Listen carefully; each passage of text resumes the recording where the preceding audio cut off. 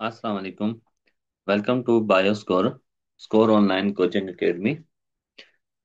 आज का जो हमारा टॉपिक है that is use of PGAL और G3P फास्फोग्लाइसर फास्फेट और ग्लाइसरल्डिहाइड 3 फास्फेट, जो कि हमने फोटोसिंथेसिस में देखा था कि उसमें जो है वो मॉलिक्यूल बना था PGAL का, जो कन्वर्ट हुआ into 6 carbon, 3 carbon, 4 carbon, 5 carbon, 6 and 7 carbon of the sugars.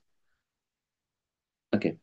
इसमें आपने देखा कि PGAL जो है वो इन कंपाउंड्स में जो है वो कन्वर्ट हुआ, और कन्वर्ट होके it is an interconvertible compound.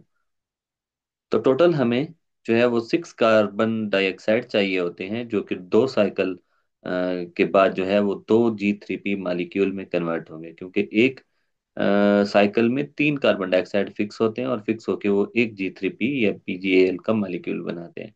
इसी तरह हमें दो चाहिए।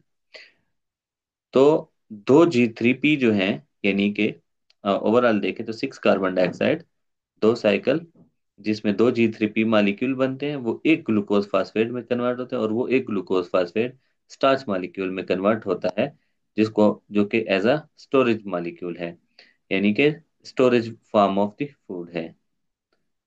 नेक्स्ट, अगर 6 कार्बन डाइऑक्साइड यानी कि 2 साइकिल चले डार्क रिएक्शन के, तो उनमें 2G3P के मॉलिक्यूल बनेंगे, और वो 2G3P के मॉलिक्यूल जो है वो एक ग्लूकोज मॉलिक्यूल में कन्वर्ट होंगे।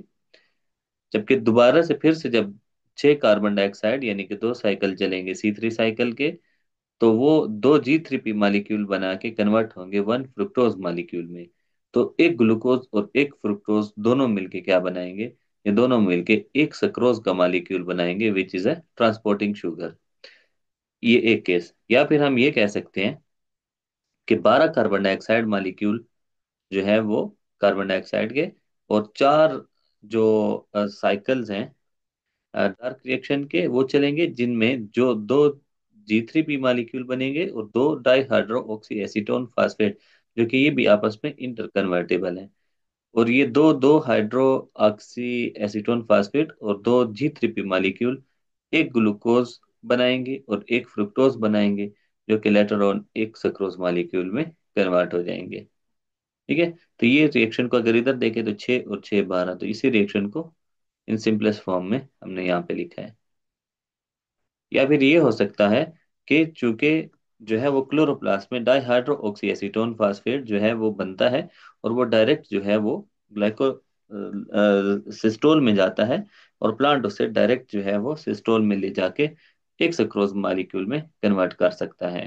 तो 4 साइकिल जो है वो जो है उससे 4 डाइहाइड्रो ऑक्सी एसीटोन फास्फेट, और डाइहाइड्रो एसीटोन फास्फेट से जो है वो फर्दर डायरेक्ट जो है वो क्या हो सकता है कि एक सक्रोज का मॉलिक्यूल जो है वो बन सकता है, जो कि होते हैं ट्रांसपोर्टिंग शुगर। Thank you.